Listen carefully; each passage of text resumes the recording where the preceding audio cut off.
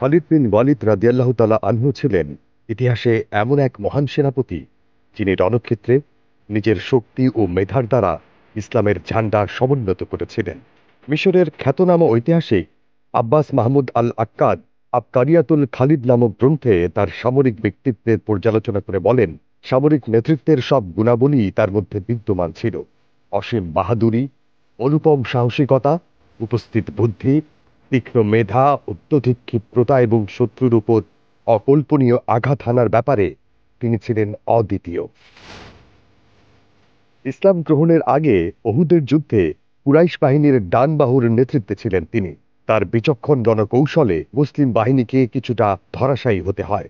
ইসলাম গ্রহণের পর তিনি মাত্র 14 বছর জীবিত ছিলেন। এই অল্প সময়ে তিনি মোট 150টি ছোট বড় যুদ্ধে সরাসরি অংশগ্রহণ করেন। ইসলামী সাম্রাজ্য হযরত খালিদ রাদিয়াল্লাহু তাআলা আনহুর হাতেই বিস্তৃত হয়।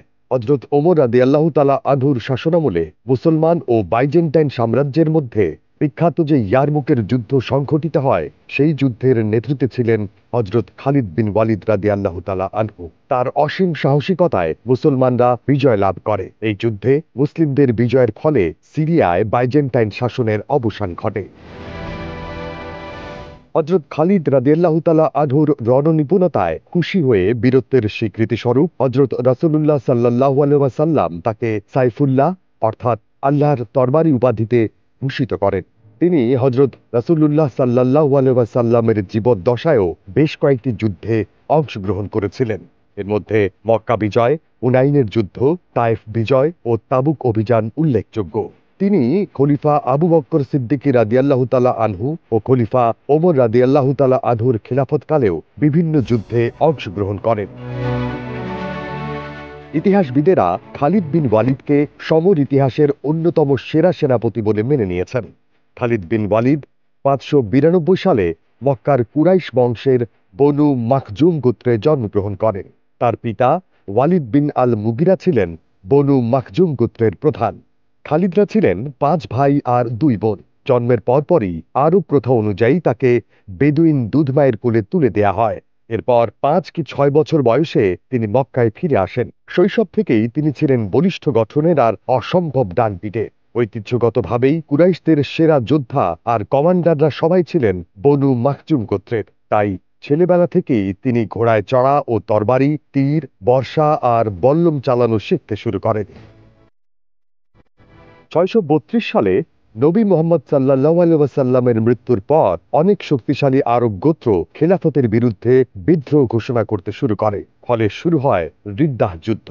এই যুদ্ধে খলিফা হযরত আবু বকর সিদ্দিক রাদিয়াল্লাহু তাআলা আনহু খালিদ বিন ওয়ালিদকে সেনাপতি নিয়োগ করলে তিনি মধ্য আরবে অভিযান পরিচালনা শুরু করেন।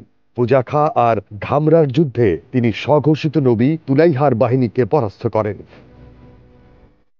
635 খ্রিস্টাব্দে খালিদ বিন ওয়ালিদ দামেস্ক দখল করেন। এরপর অন্যান্য সিরীয় শহরও দ্রুত তার পদানত হয়। 636 খ্রিস্টাব্দে ইয়ারমুকের যুদ্ধে তিনি বাইজেন্টাইন বাহিনীকে সম্পূর্ণ বিধ্বস্ত করেন। খালিদ রাদিয়াল্লাহু তাআলা আনহুকে বিজিত অঞ্চলের বৃহত্তর অংশের শাসনকর্তা নিয়োগ করা হয়। 642 সালের হজ শেষে খলিফা হযরত ওমর রাদিয়াল্লাহু তাআলা আনহু অসমাপ্ত পার্সিয়ান অভিযান পুনরায় শুরুর পরিকল্পনা করেন এবং খালিদ বিন ওয়ালিদকে এই অভিযানের সেনাপতি পুনর্নিয়োগের কথা চিন্তা করেন। কিন্তু মদিনা পৌঁছে তিনি শুনেন খালিদ বিন ওয়ালিদ আর নেই। 642 খ্রিস্টাব্দে মৃত্যুবরণ করেন তিনি। সিরিয়ার হিমসে খালিদ বিন ওয়ালিদকে সমাহিত করা হয়। পরে সেখানে একটি মসজিদ নির্মাণ করা হয়।